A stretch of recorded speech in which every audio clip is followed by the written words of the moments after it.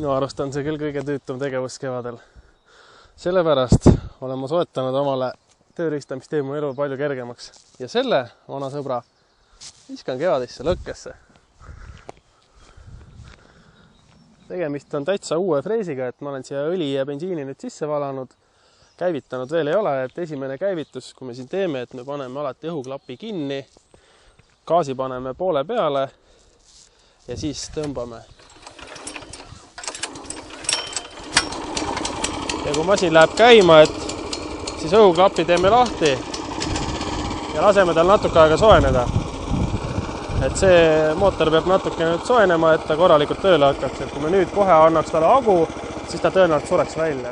Nüüd masin on meil siin minutike juba tõksunud vaikselt, aga ma vahepeal räägin põhimõttest ära, et mullafreesi töötamisel on väga oluline asi. On siin taga on selline metallist jalg, et sellega me reguleerimegi seda, kui sügavale me laseme mullafreesil kaevuda.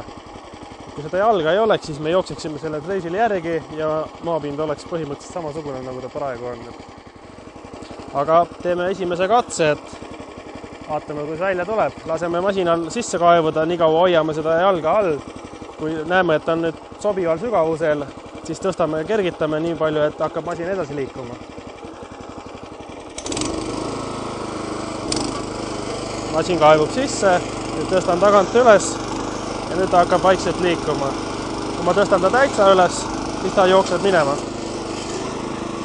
Et seda ei tohi juhtuda, et sellepärast ongi meil vaja alati hoida teda nagu tasakaalus siin tagant. Ja siis vaikselt sujuvalt laseme.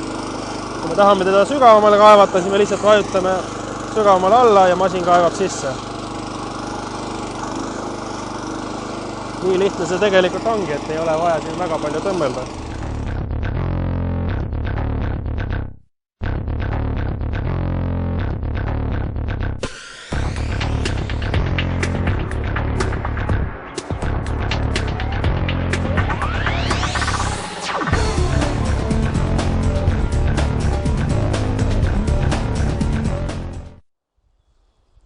Tehtud vähem kui 4 minutit ja ütleme, et see on 3x7 meetrit kuskil 20 ruutu vähemalt, et labidaga ma oleksin ikka tunni oma ajast kulutanud, et mõni kiirem mees võib-olla tõesti lükkaksin 30 minutiga valmis, aga mulle meeldib masinaga seda tööd teha. Ja kui te kartulimaa kõrval on muruplats ja te ei taha seda muruplatsi serva ära rikkuda, siis igal freesil on kaasas tavaliselt sellised lõiketerad. Need hoolitsevad selle eest, et serv tuleks ilus sirge, mitte ära räsitud. Näitame, kuidas töötab.